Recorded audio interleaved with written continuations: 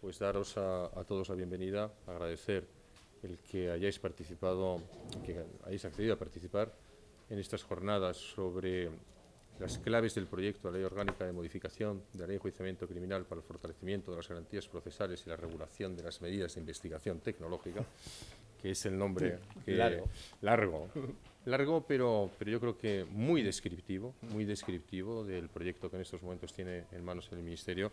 Y si mi agradecimiento lo es, desde luego a todos, de forma muy especial a los dos ponentes, a Elena María Domínguez Peco y a Nicolás Cabezudo. Los dos son expertos juristas. Elena es compañera de la carrera fiscal, aunque tengo que decir que desgraciadamente para mí algunas promociones posterior a la de Jesús y la mía, a nuestras respectivas promociones, pero es persona que no solamente con el número 1 de su oposición, sino con su trayectoria posterior, pues ha acreditado, además de la vocación de servicio público, su brillantez. Y Nicolás Cabezudo pues es un expertísimo doctor en Derecho, y los dos forman parte del equipo que en la Subsecretaría del Ministerio de Justicia está conformado para abordar la reforma de la Ley de Enjuiciamiento Criminal. Estamos aquí un grupo de personas, o estáis aquí un grupo de personas relevantes en el mundo jurídico con distintas aproximaciones a lo que es el tema de discusión. Y me parece que esto es la esencia de lo que esta fundación trata de hacer, ¿no? Promover sobre los temas que están en discusión pública el debate plural, el debate profundo y serio sobre los temas que están en discusión para poder contribuir a una mejora de la calidad jurídica, política de nuestro país. Y este es el sentido de esta reunión. Nuestra idea es plantear lo que serían los aspectos clave con el objeto de que después lo desarrollemos a través de la conversación, más que de la discusión, y que se planteen aquellas objeciones que estimamos que puede tener el proyecto y que son perfectamente discutibles y perfectamente explicables.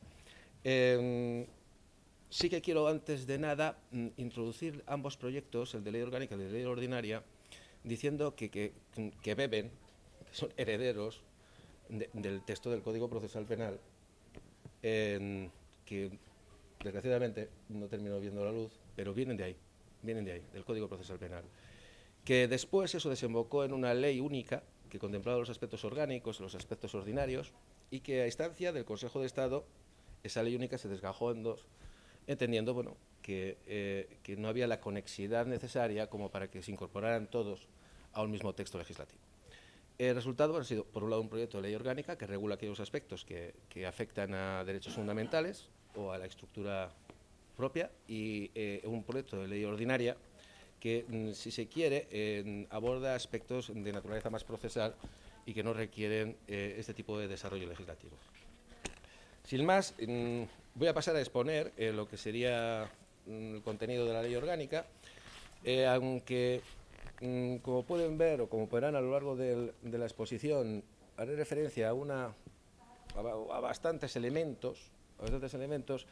Me fijaré la atención solamente en algunos de ellos, los que me parecen, o en mi opinión, son aquellos más importantes, sin perjuicio de que si durante el debate o la conversación que tengamos después se quiere hablar de ellos, vamos a hablar abiertamente sin ningún problema. ¿Cuál es el contenido básico de este proyecto de ley orgánica? Por simplificar mucho, y aquí nos podríamos quedar ya quizá, por un lado, se diseña un estatuto del investigado encausado, un estatuto de derechos, y por otro lado se regulan las diligencias de investigación tecnológicas.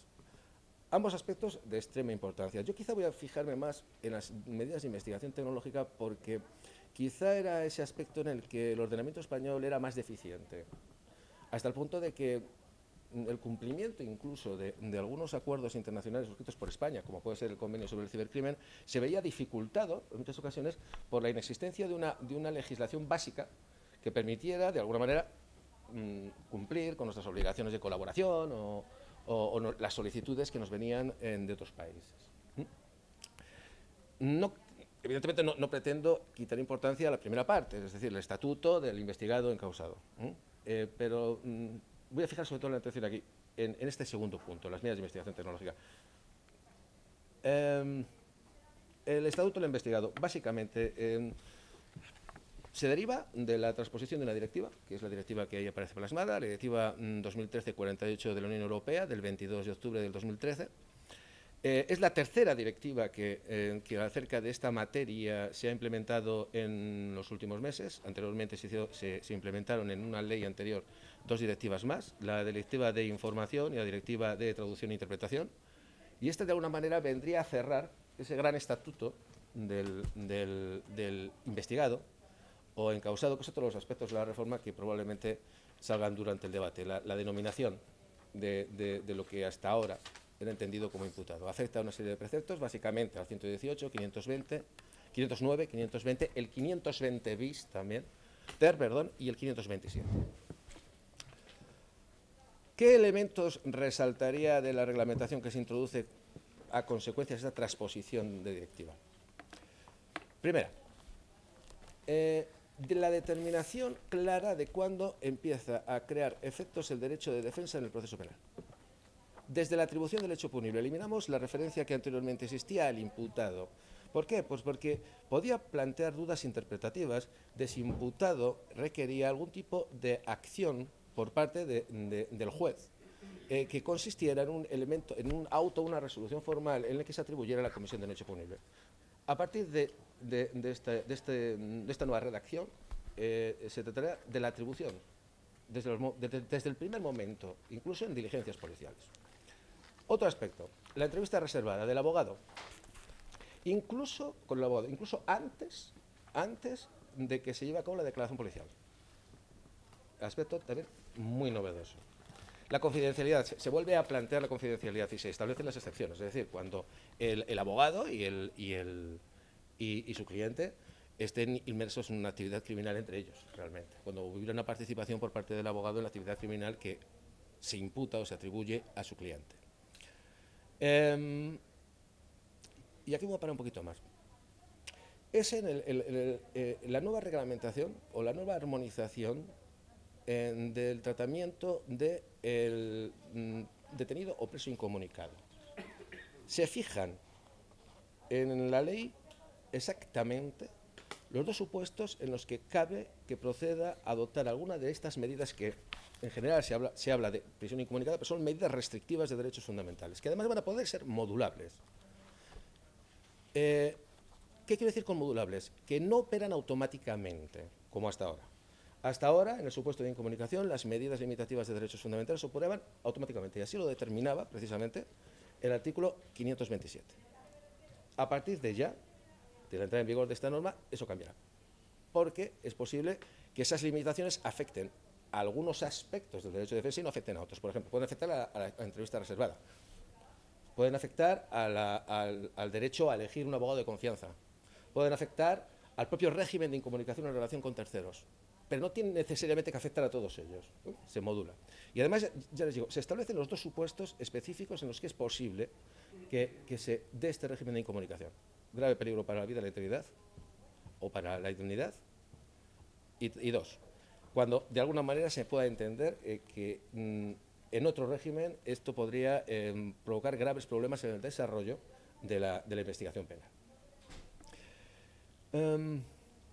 Se introduce también la información a terceros del hecho de la detención y el lugar de la detención, y en el caso de extranjeros, a través de las autoridades consulares. Se reconocen alguna serie de elementos distintivos de personas vulnerables en supuestos de detención de estas personas e información de las mismas. Se completa, y también es especialmente relevante, todos aquellos aspectos que deberían comprenderse dentro del concepto de derecho a la asistencia letrada, en un apartado, que es el apartado 6. Y finalmente se introduce una norma que fue una sugerencia que nos vino un poquito más tarde, relativa a los supuestos de la detención en espacios marinos y en la necesidad de que incluso en aquellas situaciones se trasladaran los elementos propios del derecho de defensa, en la medida que fuera posible, y siempre que fuera. Así, a grandes rasgos, esto sería el contenido de esta parte del estatuto del investigado o encausado. Vamos a pasar ahora, también muy someramente, porque entiendo que lo más interesante de todo esto es la discusión que puede existir después, a hablar de las medidas de investigación tecnológica. Para resumir, nuevos retos o ya no tan nuevos, porque son antiguos retos, o actualizados retos sin necesidad de hacer frente a los mismos. El mundo virtual, Internet, las comunicaciones, ha planteado una serie de necesidades que, por supuesto, no eran tenidas en cuenta por Alonso Martínez cuando redactó la ley en ya el siglo XIX. Se tiene que abordar, y se tiene que abordar, porque hay urgencia en abordar este tipo de materias, por las razones que antes he expuesto, no solamente en orden por posibilitar la cooperación internacional, sino también en orden a que se puedan ser aplicadas en España. Y esa necesidad y esa urgencia no admiten otra discusión. Se podía quizá haber hecho de otra manera, se podía haber ampliado otros ámbitos de las diligencias de investigación que quizás podrían haber requerido un matiz o algún tipo de replanteamiento, pero se ha centrado exclusivamente en las diligencias de investigación tecnológica porque es el aspecto probablemente más urgente de reglamentación en estos momentos en el proceso penal. ¿Por qué? Porque han nacido nuevas formas de delincuencia que utilizan Internet, que utilizan el espacio virtual para la comisión de los actos, es decir, nuevas formas de ciberdelincuencia, y por otro lado, porque hay que reconocer que las nuevas tecnologías han brindado a los investigadores o a las investigaciones penales unas oportunidades que hasta hace poco eran inimaginables. Y hay que aprovecharlas. Hay que aprovecharlas y no podemos seguir, como hasta ahora, viviendo de un régimen jurisprudencial de regulación, que era lo que realmente teníamos, no teníamos otra cosa. ¿Cuáles son las claves o los aspectos esenciales de las medidas de investigación tecnológica tal y como están reguladas en el proyecto? Aquí aparecen enumeradas, se acotan las medidas de investigación tecnológica, es decir, solamente, engarzando con algo que he dicho ya antes, solamente son aquellas medidas de investigación tecnológica que afectan al artículo 18 de la Constitución española, es decir, derecho a la intimidad, derecho al honor, propia imagen y secreto de las comunicaciones. Se contempla una regulación integral de la materia, esto es, se comprende en la reglamentación una parte que podemos considerar disposiciones generales y luego se desarrolla en cada una de las diligencias en sus particularidades. Se asegura la reserva jurisdiccional, elemento fundamentalmente importante, porque todos sabemos que la autoridad judicial es el garante de los derechos y libertades fundamentales y se asegura en todas ellas, con las excepciones de las que hablaremos más tarde.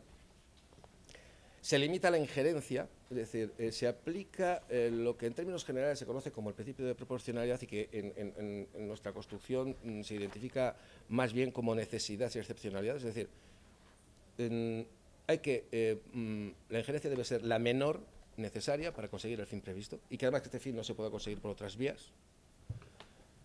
Y finalmente se actualiza la figura del agente encubierto dando entrada a lo que se conoce como el agente encubierto digital o virtual. Que era una reforma pendiente y además muy reclamada desde Interior y desde la policía porque se veían privados de poder llevar a cabo determinadas actuaciones en este patrullaje que hacen por la red y que al no tener el debido sustento legal no podían desarrollar debidamente. O al menos si se desarrollaban con muchas limitaciones. Se acotan las medidas, lo que he mantenido o lo que he dicho hace un momento, es decir, se fija una serie de medidas que van a ser tocadas y que no son más que las que afectan al artículo 18. Se establecen, sí que se podrían quizá hablar de algunos aspectos relevantes en relación a cada una de estas medidas, en cuanto a la detección y apertura de la correspondencia, que se separa definitivamente de la intervención de las comunicaciones telefónicas y telegráficas. Y en este ámbito ya se fija un ámbito objetivo, un plazo de duración determinado y se regulan los descubrimientos casuales. Y cito esto porque después en el resto de las medidas de investigación se va a remitir a la reglamentación prevista para la detección y apertura de la correspondencia. En el capítulo 5 no solamente se regula la interceptación de las comunicaciones telefónicas y telemáticas, sino que también se regulan otras medidas que quizá podrían haber tenido un tratamiento separado, pero que entendemos como vinculadas al derecho al secreto de las comunicaciones, que deberían regularse aquí. Básicamente la cesión de datos que tienen las operadoras del servicio de telecomunicaciones. También encontramos que la intervención de las comunicaciones orales se somete al régimen de interceptación y esto tiene una explicación y la explicación está en la sentencia del año pasado del Tribunal Constitucional que asociaba estas intervenciones orales la intervención de las comunicaciones orales al ámbito al ámbito del derecho al secreto de las comunicaciones, cuando hasta el momento parecía que el Tribunal Constitucional venía a asociar esto más bien al derecho a la intimidad. Fue un cambio que yo creo que nos sorprendió a todos, pero dado que el Tribunal Constitucional había seguido esa línea interpretativa, hemos entendido desde el Ministerio que deberíamos seguir la misma y, por tanto, se someten a los mismos requisitos que las intervenciones telefónicas o telemáticas. No se fija el ámbito material, un ámbito material preciso para las medidas de captación de la imagen, seguimiento, localización y registro de dispositivos, básicamente porque en este caso el elemento o el derecho afectado es el derecho a la intimidad y este permite de alguna manera una mayor ductilidad en relación con el derecho al secreto de las comunicaciones que, por expreso mandato del artículo 18.3, exige una autorización judicial para su limitación, y se regula separadamente el registro de dispositivos y el acceso a remoto a los dispositivos electrónicos. ¿Por qué? Porque somos plenamente conscientes de que el acceso remoto a los sistemas electrónicos, dispositivos o sistemas electrónicos, puede ser bastante más gravoso que el registro de estos dispositivos. ¿Por qué? Porque consiste en la implantación de keyloggers o de troyanos que permiten en tiempo real conocer lo que está sucediendo en un sistema informático a distancia, incluidas las comunicaciones que desde ese sistema informático se están manteniendo. Entonces estoy relatando ya demasiado y me quedan muchísimas, con lo que voy un poquito más selectivo. Una regulación integral, lo que decíamos antes. El capítulo 4, dentro del título 8, se dedica a disposiciones comunes. Disposiciones comunes entre las que se acogen en el primer artículo los principios rectores, que son comunes y generalizados para todas las diligencias de investigación. Y esto quizá clarifica o puede clarificar futuras actuaciones. Es decir, puede que nos hayamos olvidado de algo, pero estos principios rectores están ahí y siempre será posible acudir a ellos para interpretar. O sea, estos principios rectores se convierten quizá hasta en reglas interpretativas pro futuro. Y luego, en los sucesivos capítulos, pues se regulan cada una de las diligencias con las particularidades que le son propias. La reserva jurisdiccional. Las razones que antes hemos dicho, pero con excepciones. Quizá la excepción más discutida, que no discutible, porque es la que tenemos realmente en el artículo actual vigente, el artículo 579.4, es la posibilidad de que la intervención de las comunicaciones se lleve a cabo, o la intervención en general, pues se aplica a otras, se lleve a cabo directamente por la autoridad gubernativa, por el ministro del Interior o por el director general de Seguridad. Bueno, no estamos descubriendo nada, esto estaba limitado a bandas armadas, elementos terroristas o rebeldes, dice la ley vigente. Hemos eliminado la referencia a rebeldes y nos hemos quedado con los elementos terroristas. Y son supuestos de urgencia, en el que además existe un control judicial posterior claro y evidente, inmediato, máximo 24 horas. Y la validez de la diligencia incluso va a depender de que este control judicial posterior convalide esa diligencia. Convalide esa diligencia no solamente en cuanto a que concurrían los presupuestos, sino que además concurría la urgencia para practicar esa diligencia. Es decir, creemos que la reserva jurisdiccional se sostiene igualmente en estas situaciones, al margen de que el elemento de urgencia pueda determinar la necesidad de practicar la diligencia antes de acudir inmediatamente a la autoridad judicial de control. Y luego, por supuesto, habrá otro tipo de diligencias que no requerirán la autorización judicial, pues bien porque afectan mínimamente a derechos fundamentales, bien porque realmente no hay una afectación a ellos. Entre las últimas, las más representativas, la captación de los números IP a través del patrullaje en la red, en espacios abiertos, o de los números IMSI o IMEI o cualquier otro que pro futuro pueda llegar a identificar un dispositivo de comunicación. Esto no afecta ni a la intimidad, ni afecta a los datos personales, ni a las comunicaciones, ni a nada. Y en otros casos porque el grado de afectación es muy limitado, la grabación en lugares públicos o la identificación de titulares y terminales. Esto es la típica diligencia policial en la que se dispone de la identidad de un sujeto y queremos saber si tiene un determinado número identificativo de su dispositivo. Acudimos a la operadora para que nos lo dé y ya está. O a la inversa, tenemos el número y queremos saber quién pertenece a este número, quién es el titular de este número identificativo. Limitación de la injerencia, que antes más o menos lo he adelantado y que tampoco requiere mayor explicación, que se manifiesta, por ejemplo, en el plazo de duración, no solamente porque se establecen plazos ciertos de duración, sino además porque el principio que rige en estos plazos es el tiempo imprescindible para el esclarecimiento de los hechos. Y además la diligencia tendrá que cesar cuando tengamos claro que no vamos a obtener ningún tipo de resultado mediante las diligencias. Es decir, cese usted la injerencia cuando ya no hay razón de ser para ella. Y estos dos principios operan con carácter previo a cualquier plazo cierto que se establece para cada una de las diligencias. Y segundo, hay una limitación de la injerencia y se pone de manifiesto en cuanto al alcance de la medida, la posibilidad de que se gradúe. Es lo que tradicionalmente permitía distinguir entre intervención y observación, que ahora se diversifica de otra manera porque estamos en el mundo electrónico y nos permite distinguir, por ejemplo, en un proceso comunicativo entre el mensaje y los elementos adjuntos o los elementos de tránsito de ese mensaje, origen, destino, volumen, duración. Si podemos, localización del dispositivo, si podemos optar por una medida menos gravosa, si a nosotros lo que nos interesa es conocer con quién se comunica el sujeto investigado, solamente con quién se comunica, que puede ser una diligencia especialmente útil en determinados supuestos y previamente a iniciar unas investigaciones más profundas, solicitaremos eso. ¿Por qué? Porque es lo menos gravoso para los derechos o para el derecho al secreto de las comunicaciones de esta persona. Podemos volver luego sobre ello y quizá extender un poquito más la explicación. Y finalmente, la actualización del agente encubierto y la aparición del agente encubierto virtual, que además, como ya dije antes, es un aspecto muy reclamado desde el Ministerio del Interior y de los cuerpos policiales, porque tenían un verdadero problema para navegar por la red en espacio abierto, la red pública. No se requiere ningún tipo de autorización, cualquier persona puede intervenir, y puede intervenir incluso con un nombre falso, con el nickname con el que prácticamente actúa el 90% de la población. Nadie introduce sus datos reales en su carnet de identidad ahí dentro.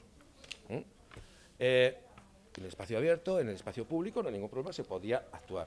¿Qué ocurría? Que llegábamos a los espacios privados o aquellos que están protegidos por algún tipo de expectativa de privacidad, los chats, más representativo, un chat, y hasta ahí llegaba. O si llegaba al más allá no nos lo contaba. Pero bueno, hasta ahí legalmente podían llegar. Ahora, con la reforma, se les dota, claro, con control judicial, evidentemente, de la posibilidad de introducirse en estos, y además, dentro de ellos, de llevar a cabo las actividades que son propias de la introducción en estos chats, que es intercambiar archivos ilícitos por su contenido. Y todos estamos pensando en lo mismo. ¿Por qué? Porque es la forma de llegar al origen del hecho delictivo y probablemente poder cubrir un mayor ámbito. Quiero dar las gracias, quiero pedir disculpas y quiero prometer algo. Les voy a dar las gracias, evidentemente, a la Fundación por haber contado con el Ministerio como institución, que a fin de cuentas es quien se está responsabilizando para bien y para mal de la reforma, por lo menos en esta primera etapa, y particularmente con mi persona para estar aquí, aunque viendo la verdad que el nivel de las personas que están en la mesa, pues ya no sé si dar las gracias o arrepentirme de haber aceptado yo tan valiente esta invitación. Quiero pedir disculpas porque seguramente todo lo que podamos contar aquí, sobre todo en una primera intervención, es muy general y todos lo conocen perfectamente, conocen el proyecto de ley, han visto las ponencias y me parece que lo interesante seguramente está en el debate. Pero lo vinculo con la promesa. A pesar de lo dicho, yo voy a intentar entrar en el fondo de la polémica, no me voy a centrar en lo que ya les había pasado por adelantado, que lo conocen, sino que voy a tratar de tener en cuenta pues, las críticas que estamos recibiendo, críticas que todo el mundo conoce, que el otro día en el Congreso, cuando el ministro lo presenta o participa, mejor dicho, en el debate a las enmiendas a la totalidad, obviamente se ponen de manifiesto, que están en prensa y que yo creo que son lo que puede enriquecer el texto en este momento. Vinculado con eso, y para que vean que no les miento, yo entro directamente a dos puntos. Primero, ¿estamos improvisando? Segundo, ¿es verdad que esto no cuesta dinero? Que son dos de los temas principales que están en la mesa. La respuesta es, no estamos improvisando y esto, en principio, dentro de unos límites, no tiene por qué costar dinero. ¿Por qué digo que no estamos improvisando? Bueno, lo decía Alberto Ruiz Gallardón antes cuando intervenía. Ha habido un trabajo previo en el Ministerio de Justicia de muchos años entiendo que no nos arrienden las ganancias en la situación en la que estamos, pero este trabajo se ha aprovechado, incluso trabajos anteriores, porque esto es un trabajo de todos y que viene de muchas legislaturas. Y lo que se ha hecho ahora es identificar, decir, bueno, no podemos ir a todo, las circunstancias son las que son. ¿Qué es lo que parece que es imprescindible? Pues todos estamos de acuerdo en que transponer las directivas comunitarias, porque si no nos van a sancionar. Todos creo que podemos estar de acuerdo en que hay una inseguridad jurídica si seguimos moviéndonos solo con jurisprudencia y no legislamos las medidas de investigación tecnológica. Y luego puede que discutamos el cómo, pero creo que todos estamos de acuerdo que tenemos un problema con los tiempos de la justicia. Y por lo tanto, bueno, nos hemos aventurado a decir estos 3 problemas que ya tenía el equipo anterior identificado como prioritarios, son aquellos en los que vamos a trabajar. ¿Cuesta dinero? Pues miren, el estudio que nosotros hemos hecho, y a mí lo que me interesa es destacar en relación con que no hay improvisación, que sí se ha analizado, es el siguiente. Las medidas que pueden derivar, de las que puede derivar un coste económico principalmente serían el nuevo sistema de apelación ante los tribunales superiores de justicia y el nuevo rol para el Ministerio Fiscal. ¿Por qué digo esto? Porque la pequeñita reforma en casación o las nuevas pequeñas competencias que le puedan corresponder a los juzgados de lo penal como consecuencia de la devolución de las sentencias de apelación son cantidades ínfimas que en principio no tendrían por qué repercutir. Entonces me centro en los otros 2 puntos. El tema de la mayor retribución de funciones del Ministerio Fiscal, lo que hemos valorado es que se queda compensado y absorbido con otra serie de medidas que también se están adoptando. No solo en esta norma, porque también nos interesa que esto se vea, y creo que eso es de sentido común, como una parte de un puzzle más grande. El Ministerio de Justicia está reformando la Ley Orgánica del Poder Judicial, está trabajando en la jurisdicción voluntaria, en ley de enjuiciamiento civil, en un paquete de medidas muchísimo más amplias. En el caso concreto, en el Código Penal, que es muy importante para lo que me afecta, en el caso concreto del Ministerio Fiscal, hay 2 puntos que creo que son importantes y que hay que valorar. Primero, que se han quitado las faltas y, por lo tanto, hay un volumen que los propios fiscales reclamaban, que era un volumen ingente de supuestos. Creo que nos llegaron a dar la cifra de 1 millón, creo, es que igual me equivoco en el dato, ahora lo busco. Pero una cantidad muy, muy importante de asuntos que son menores y en los que ya no se va a participar. Y no solamente se han quitado algunas, porque algunas han pasado a delitos leves, pero en esas que han pasado a delitos leves hemos introducido el principio de oportunidad. Y ese principio de oportunidad hace que el fiscal tampoco vaya a participar en muchos de estos asuntos. El otro tema en el que se les ha dado competencia es en el ámbito del procedimiento de decomiso. Pero se ha creado o se está creando la Oficina de Recuperación y Gestión de Activos, que va a ser el auxiliar que realmente va a soportar la carga material, el trabajo, el peso. Y por lo tanto, no es que quiero decir no hay más trabajo, seguramente hay un poquito, pero lo que está claro es que hay una compensación. No es que directamente les estamos dando más atribuciones y esto implica un coste económico y un esfuerzo que no podemos asumir. La otra parte, la parte de las apelaciones en los tribunales superiores de justicia, bueno, nosotros hemos analizado los módulos y hemos partido de los datos que nos da el Consejo General del Poder Judicial.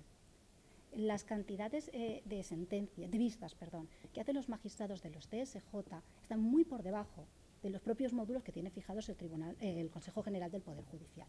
Actualmente en España el 37% de las sentencias se recurren en apelación. Nosotros estamos previendo que si el 50%, que es un 13% más, se recurrieran, me refiero además ahora de las sentencias que dictan las audiencias provinciales y que llevaríamos al TSJ, suponiendo que el 50%, las cantidades en las que nos moveríamos serían que los magistrados tendrían que hacer entre 6 y 8 ponencias vistas a la semana. Me parece que es una cantidad razonable y asumible. Y ninguna de las comunidades autónomas está por encima de o sea, no hay una disparidad tal que podamos decir, bueno, estás haciendo la media y te sales. Solamente es cierto que Andalucía está como 64 vistas por encima de lo que estoy hablando, es un supuesto muy puntual, pero creemos que es algo asumible. ¿Por qué digo esto? Porque yo creo que todo esto está en la filosofía de la reforma, junto con otro punto en el que yo voy a incidir también y que es el papel que se le ha dado al Ministerio Fiscal. Se nos ha dicho, pues a lo mejor con parte de razón, no lo sé, nosotros desde luego no lo compartimos, que nos hemos quedado como a medio camino entre lo que iba a ser la gran reforma del fiscal instructor y lo que se está haciendo, y que hay determinadas disfunciones en la reforma que vienen fruto de esa herencia. Bueno, creemos que no es así. Creemos que evidentemente el futuro va hacia allá, que el equipo que estaba trabajando en este código procesal está en lo cierto, y pensamos que cuando uno quiere ir hacia un camino, obviamente tiene que ir dando pasos, pero que esos pasos entran perfectamente en el marco de nuestra legislación actual. Estamos moviéndonos en el margen del principio de legalidad, de oportunidad, y estamos moviéndonos también en la idea de buscar una especie de corresponsabilidad del fiscal y el juez en la instrucción. Es decir, y lo digo, antes me han presentado, soy fiscal, o sea, lo digo pues, por lo que me toca también. No es razonable que las causas pasen 6 meses sin llegar a la mesa del fiscal. ¿Es la realidad? Probablemente sí en muchos lugares, pero lo que tenemos que hacer es corregirlo. Y para eso hay que dar un paso adelante con la legislación y con la actuación. La Fiscal General del Estado el otro día en un desayuno informativo ya avanzó, que están trabajando en una instrucción precisamente para adaptarse a esto. Muchas veces uno tiene que dar el paso para que esto ocurra. Entonces, estas premisas me parece que son importantes porque subyacen a todo lo que... La idea, y efectivamente, como decía José María, centrándome en lo que yo creo que es más importante del proyecto de ley, de lo que ha quedado como proyecto de ley después del informe del Consejo de Estado, hemos identificado, que eso sí lo había pasado por escrito, 4 grandes problemas, seguramente haya más, pero estos son los que nos parecían más importantes, en la justicia para que sea tan lenta. Han visto ahí que yo les daba las estadísticas, son estadísticas de la Fiscalía General del Estado, que un procedimiento está durando 644 días, 21 meses y medio. Evidentemente, una instrucción, me refiero, desde que se inicia hasta que hay juicio oral. Evidentemente, estos 644 días comprenden 2 fases, a nadie vamos a engañar. Comprenden la instrucción y comprenden la fase intermedia. Esa fase intermedia, sobre todo cuando ya hablamos del periodo de espera para ser turnado en el juzgado de lo penal, no se corrige por las medidas que estamos dando nosotros. Esa fase intermedia tendremos que acudir a otras medidas de ley orgánica del Poder Judicial, de apoyo a determinados órganos que, como decía antes, también se están adoptando para corregirla y no perder esta perspectiva. ¿Qué tratamos de corregir? La primera fase, la de instrucción. Los 4 problemas que nosotros identificábamos eran que las reglas de conexidad, si se utilizan de una forma inadecuada, pueden generar macroprocesos muy difíciles de manejar, lo que no quiere decir que la conexidad esté equivocada, sino que seguramente haya que dar unos parámetros que permitan que se utilice bien. Identificábamos que los jueces, los juzgados en general y los fiscales también dedican mucho tiempo a trabajos burocráticos que exceden con mucho de lo que sería razonable pedirles, que aunque hay bastantes mecanismos, es cierto que tenemos los juicios rápidos y otras soluciones para anticipar las sentencias, se podía ser imaginativo y se podían dar otras herramientas y otros instrumentos para solventar asuntos de menor entidad, y también que hay una cierta tendencia a veces en los juzgados de instrucción, que compartimos todos, jueces y fiscales, a tratar de agotar y pensar que el juicio se termina mientras uno instruye, olvidándonos de la fase de juicio oral, que es donde de verdad deberían practicarse las pruebas. Y con toda esta visión global es con la que nosotros proponemos 4 tipos de medidas que están integradas en esta ley. En cuanto a la conexidad, la idea es por una parte, evitar que los delitos conexos actúen de forma o operen de forma automática. Si lo pensamos, actualmente el artículo 17 simplemente dice se tendrán por delitos conexos y enumera los delitos. ¿Qué pretendemos hacer ahora? En primer lugar, decir, bueno, la conexidad no es automática. La conexidad se podrá aplicar en esos supuestos siempre y cuando sea razonable, sea positivo para el esclarecimiento de los hechos y con 2 límites, que no deriven excesiva complejidad, que no deriven excesiva dilación. Y eso lo va a decidir el juez. Y esto es importante por lo que decía antes, la crítica que todo es el fiscal. No, esto lo decide el juez. Y esto es conexidad. ¿Cuál es la otra reforma que se ha hecho? Hemos quitado el apartado 5º, que es el que decía, son conexos los delitos cuando haya una unidad de autor, a un solo sujeto al que se le vayan a imputar varios hechos delictivos. Lo hemos quitado y no lo hemos quitado, porque luego aparece la excepción, que esta es la que maneja el fiscal, por lo tanto es un complemento a lo que hemos dicho antes, que permite volver a hacer esto, volver a unir en una sola causa cuando haya un autor, pero donde sea razonable. ¿Qué es lo que estamos pretendiendo?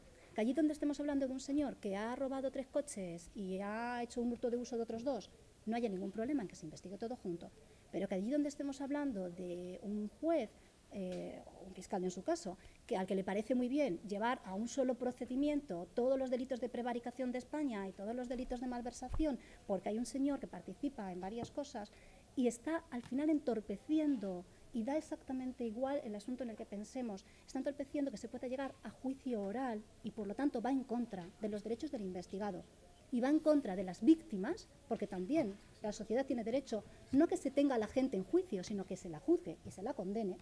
En esos casos se podrá evitar la conexidad. Y por eso se le atribuye al fiscal, porque el fiscal no es el enemigo público, el fiscal es el defensor de la legalidad, la persona, la institución que ejercita la acción pública en nombre del Estado. Y esa es la idea. En esa misma línea, pero pasando a otro punto, yo decía, solución compleja. Hay mucha actividad burocrática en los juzgados. Bueno, tienen detectado la Fiscalía General del Estado y el Consejo General del Poder Judicial, han hecho un grupo de trabajo y han detectado que el 40% de los asuntos que llega en servicio de guardia a cualquier juzgado de España se corresponde con denuncias sin autor conocido. Y estamos hablando de he perdido o me han quitado la cartera. Estamos hablando de eso, no hay que perder tampoco la perspectiva. La idea es que eso no requiere un control jurisdiccional. ¿Por qué pongo el acento en esto? Porque primero se nos pide, porque esto es una sugerencia del Consejo General del Poder Judicial y de la Fiscalía, que hagamos esto, que evitemos ese control jurisdiccional y que lo dejemos en manos de la policía. Pero cuando lo ponemos en la ley, se llevan la mano a la cabeza y nos dicen, hombre, ¿y el control jurisdiccional? Entonces, ¿en qué quedamos? ¿Es importante controlar esas denuncias en las que no hay autor y no pasó nada? ¿O queremos quitar la carga burocrática? ¿Qué hemos hecho? Yo creo que llegar a una solución de consenso, que nos parece que es un ejercicio inteligente y de diálogo que hay que hacer en todo este periodo y que va a tener que seguir haciéndose durante la fase legislativa, que es hacer una limitación. Y como ven, hay una diferencia entre el anteproyecto y el proyecto. Y es que ahora los delitos contra la vida, los delitos contra la integridad física y los delitos contra la libertad sexual siempre tendrán control jurisdiccional por su entidad, el resto son los que quedan fuera. Realmente iban a tener ese mismo control jurisdiccional siempre, porque si lo piensan, son asuntos donde va a intervenir un médico y por lo tanto la denuncia va a llegar al juzgado. Por eso no lo habíamos incluido. Pero bueno, ¿queda más claro así? ¿Es más razonable así? Perfecto, no hay problema. Ahora bien, si decimos esto, lo que no tendría sentido, a nuestro juicio, a lo mejor estamos equivocados, es ni que la policía no pueda seguir investigando, como he leído en prensa por ahí. Entonces, ¿qué pasa? ¿Que a mí me ha quitado la cartera y lo descubren en 72 horas o ya no lo descubren? No parece razonable. Ni tampoco que cualquier medida menor que hagan, como mirar en un registro o analizar unos archivos que están vinculados, tengan que pasar al juzgado fiscal, porque eso es un colapso en diferido. No me llega al día de la guardia, me llega a las 24 horas. Entonces, la idea es que se mantenga a disposición de jueces y fiscales y seguramente aquí tenga que haber un protocolo de los que hay habitualmente, donde se desarrolle cómo va a trabajar la policía y cómo se va a coordinar y qué vamos a interpretar por resultados y, por lo tanto, cuándo tiene que llegar a el órgano judicial. Por lo tanto, garantías, pero eficacia en la investigación. Tercero, hemos introducido un procedimiento, que es el procedimiento de aceptación por decreto o monitorio penal, que también ha recibido muchas críticas, en este caso por entender que podía no tener un espacio, no tener un ámbito útil para ser aplicado. Pero, sin embargo, el propio Consejo de Estado al final dio la razón a que esto tenía que seguir adelante, que lo que pasa es que hay que buscarle el acomodo, el hueco en el que debe encajar este procedimiento. A mí me parece que es muy útil. Me parece que es muy útil porque yo me acuerdo, la primera vez que estando en Fiscalía me vino un abogado a pedir una conformidad en la fase intermedia, que yo me asusté, pensaba que era ilegal y llamé a mi jefe. O sea, la verdad es esa. O llegamos a conformidades en guardia o las conformidades ya son el día del juicio. Pero durante toda la tramitación nos olvidamos de esas posibilidades. Este procedimiento yo creo que está llamado a cubrir ese hueco. Hay delitos que tienen una entidad menor, entre comillas, bien entendido, que se prestan a estas posibilidades de acuerdo y que si en lugar de plantearlos como hasta ahora, nosotros le ponemos nuevamente la pelota en el tejado de la Fiscalía y le decimos, mire, cuando le llegue a su mesa, analícelo y si ya ve que esto es para llegar a un acuerdo, propóngamelo.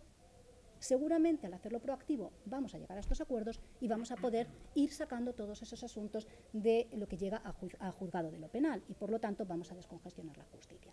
Esa es la filosofía que subyace y por eso nosotros decimos que es complementario a los juicios rápidos. Creo que se ha hecho un ejercicio de esfuerzo para explicar esto y también se le ha reducido un tercio la pena precisamente para hacerlo competitivo y que tenga algún tipo de ventaja el imputado, el investigador. La cuarta medida, pero solo la cuarta medida, es la fijación de plazos de instrucción. O sea, no se trata de que este proyecto pretende reducir la tardanza o los retardos de la justicia a través de plazos, sino que además de todo lo dicho, vamos a tratar de racionalizar la instrucción. Yo les daba los datos que nuevamente están sacados de la Fiscalía General del Estado. La media de una instrucción en la fase de investigación son 245 días. Y esa media está hecha sin tener en cuenta el tipo de delito. Luego, si decimos 6 meses para las causas sencillas, 18 meses, que son 1 año y medio para una causa compleja, parece razonable que son unos tiempos en los que esto se debería poder hacer, sobre todo si operan los otros principios de los que hablábamos antes. ¿Qué hemos hecho? entender que efectivamente puede haber situaciones excepcionales. Una cosa puede empezar como sencilla y que de forma sobrevenida algo te la convierta en compleja. También hemos entendido que debía haber un cierto límite a lo que uno puede interpretar como complejo, más allá de la discrecionalidad que pueda tener el juez. ¿Por qué? Pues porque si no también nos da un cierto vértigo pensar que todo se puede declarar complejo desde el primer momento. Pero si se fijan, en realidad, el propio precepto que habla de la posibilidad de transformar una causa sencilla en una causa compleja está dejándolo abierto. Habla de que concurran las circunstancias del párrafo siguiente, pero también que aparezcan cualquier elemento sobrevenido que realmente uno pueda justificar que hace una situación compleja. Y en los dos casos tenemos una prórroga que no tiene límite de tiempo. ¿Todo esto para qué? Unido a qué? A una regla clara según la cual cuando transcurran los plazos o las prórrogas, el juez tendrá que dictar el auto del 779, podrá archivar o podrá elevar a juicio oral. Inicialmente simplemente habíamos previsto esto. Las preguntas que teníamos continuamente era ¿y qué pasa si no lo hace? Yo siempre contestaba lo mismo, bueno, ¿y qué pasa si no pone sentencia? Pues que lo tiene que poner, la ley lo pone y tiene que hacerlo por responsabilidad disciplinaria. No obstante, y para que quede claro, sí que hemos previsto un mecanismo de control de esta situación. Y hemos señalado que el fiscal en ese caso, como controlador de la legalidad, será quien le inste a adoptar una de estas medidas. ¿Qué pasa si no lo hace? Bueno, pues ya responsabilidad disciplinaria, quiero decir, el juez no lo hace, el fiscal se lo pide, es que ya la ley no puede prever la excepción de la excepción. Pero sí nos hemos preocupado de decir lo que no va a haber es impunidad, porque eso sí nos parecía un mensaje importante. Nunca al transcurso de los plazos, el hecho de que el juez no se pronuncie va a determinar que esto se archive y sea definitivo. Nuevamente aquí aparece el fiscal siempre como el que va a poder pedir las prórrogas, pero esto yo lo relaciono, y no lo vuelvo a contar, con lo que decía al principio, esa idea de darle este papel al fiscal sin perjuicio de que sea el juez el que finalmente tome las decisiones que considere oportunas. Junto con todo este paquete que tiene que ver con la agilización, y ahora ya sí, muy por encima, los otros dos grandes aspectos que tiene la ley ordinaria serían todo lo que es el fortalecimiento de garantías procesales relacionadas con el régimen de recursos y el paquete de regeneración democrática. En el primer tema, en el tema del fortalecimiento de garantías procesales, se ha apostado por dos temas, segunda instancia penal y recurso de revisión. En el caso de la segunda instancia penal, todos sabemos que había habido una reforma, creo que es en el año 2003, si no estoy equivocada, donde se había dicho que todas las sentencias iban a poder ser recurridas, pero se había quedado ahí en tierra de nadie y no se había desarrollado. Simplemente hemos hecho lo que todo el mundo entendía que había que hacer, que era dar un cauce procesal para que eso funcione. La crítica, curiosamente, que estamos teniendo no es haber hecho esto, porque además parece razonable no regular un recurso de apelación diferente, sino remitirnos al que ya hay por seguridad jurídica, sino que la discusión está en esa competencia de los tribunales superiores de justicia en relación con la necesidad de medios materiales. Me remito a los módulos que yo les contaba al principio, ya que valoren si realmente estamos hablando de esa situación de la que se nos dice. Sí que es cierto que, aprovechando esta situación, nos parecía importante resolver también una inseguridad que se produce, según la audiencia en la que caigas en este momento, en los casos de recursos, de sentencias, sobre todo absolutorias, cuando el argumento es error en la valoración de la prueba.